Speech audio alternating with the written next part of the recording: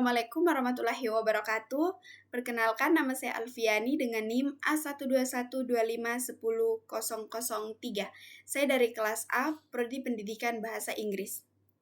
Dari mata kuliah kewarganegaraan di video kali ini, saya akan memaparkan resume kedua yang akan membahas hasil diskusi kelompok 3 mengenai penegakan hukum yang berkeadilan. Materi ini sangat krusial karena berkaitan langsung dengan bagaimana keadilan ditegakkan di tengah masyarakat kita.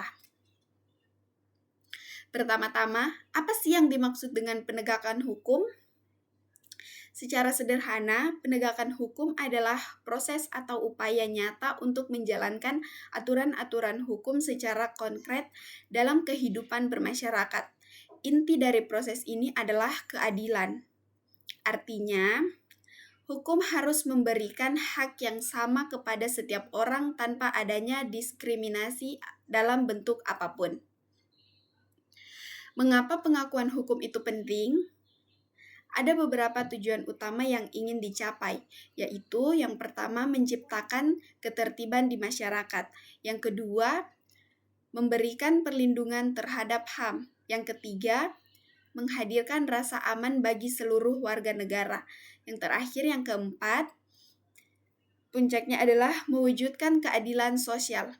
Agar tujuan tersebut tercapai, ada 3 prinsip utama yang harus dipegang. Yang pertama, kapasitas hukum. Hukum harus jelas, tertulis, dan dapat ditegakkan secara pasti. Yang kedua, keadilan. Hukum harus menilai sesuatu secara proporsional dan objektif. Yang ketiga, kemanfaatan. Penegakan hukum harus memberikan dampak positif atau manfaat nyata bagi masyarakat. Lalu, seperti apa penegakan hukum yang ideal itu? Ciri-cirinya adalah tidak tebang pilih atau tidak tajam ke bawah tapi tumpul ke atas. Yang kedua, jujur dan transparan dalam setiap prosesnya.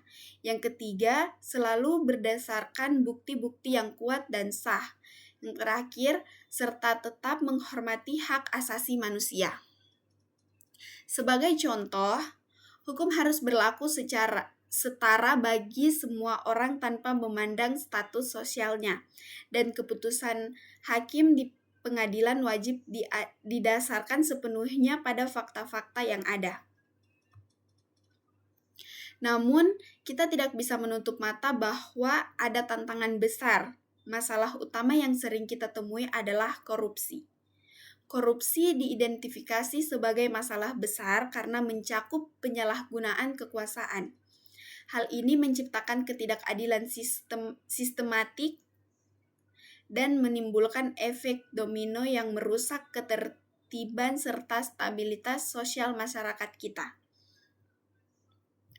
Untuk mengatasi masalah tersebut, diperlukan strategi pendekatan dari 2 arah.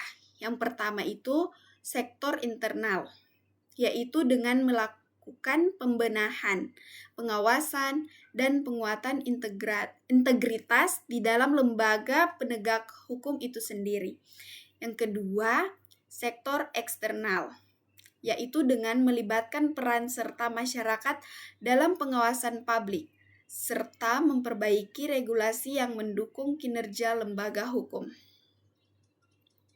Sebagai kesimpulan, penegakan hukum bukan hanya tugas aparat, tapi juga tanggung jawab kita semua untuk memastikan keadilan itu nyata. Itulah presentasi dari saya mengenai penegakan hukum yang berkeadilan. Semoga bermanfaat. Terima kasih.